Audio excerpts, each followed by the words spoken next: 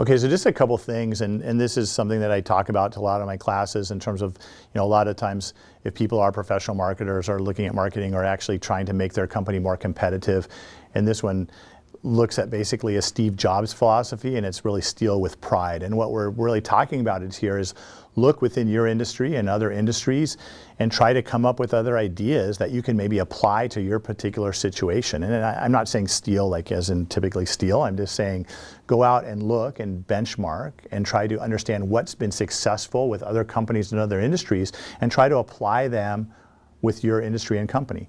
So you don't always have to reinvent the wheel. There's people that have thought of some really good ideas that you can really apply to your industry over time. And this, like I said, came from Steve Jobs in terms of his quote there, good artists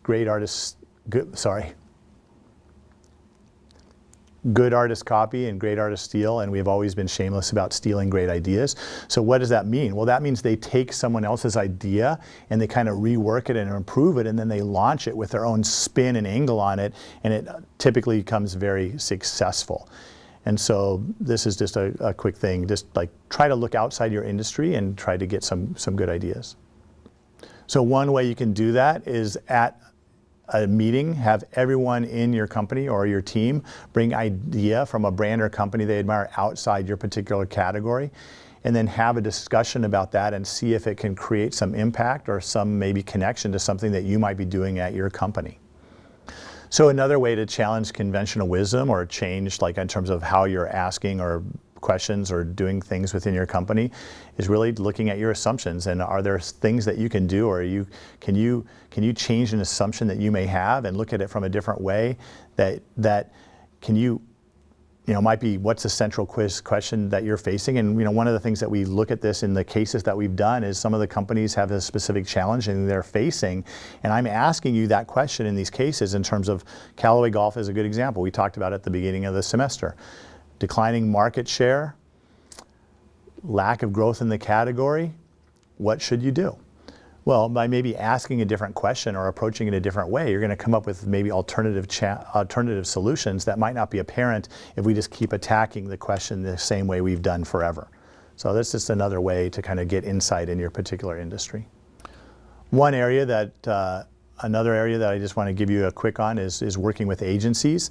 And so one thing that you can ask your agency partners is in working with you is, how are we getting a competitive advantage? And typically, what's an agency doing for you? An agency is executing on your positioning strategy or probably helping you with your positioning strategy. So asking your agency to be involved and challenging them on the strategic questions will actually turn into better outcomes for you more often than not.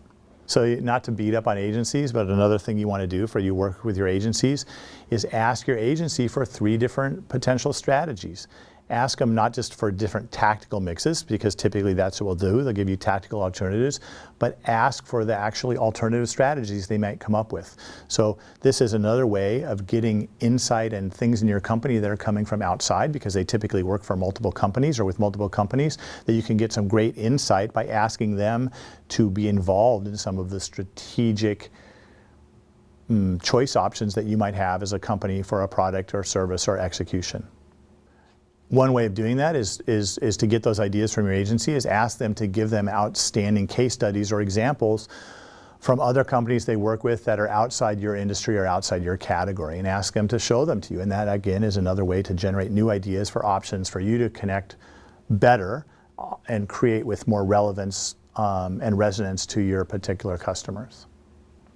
So one of the trends that you've seen lately in terms of successful ad campaigns across the board is typically the ad campaigns are linking all the touch points and marketing communications with a central idea or strategic platform.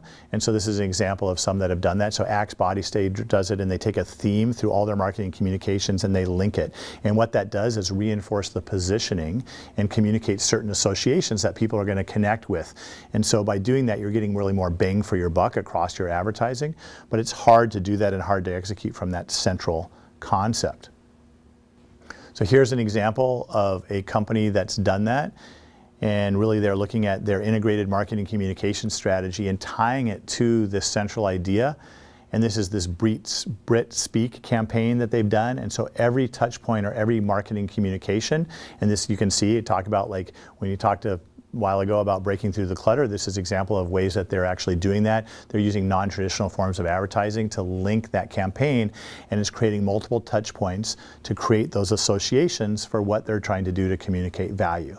So it's easier to do that with a campaign that extends across all those touch points. Make sure that when you're doing this and you're looking at a campaign, that you're taking advantage of both your paid, owned, and earned media.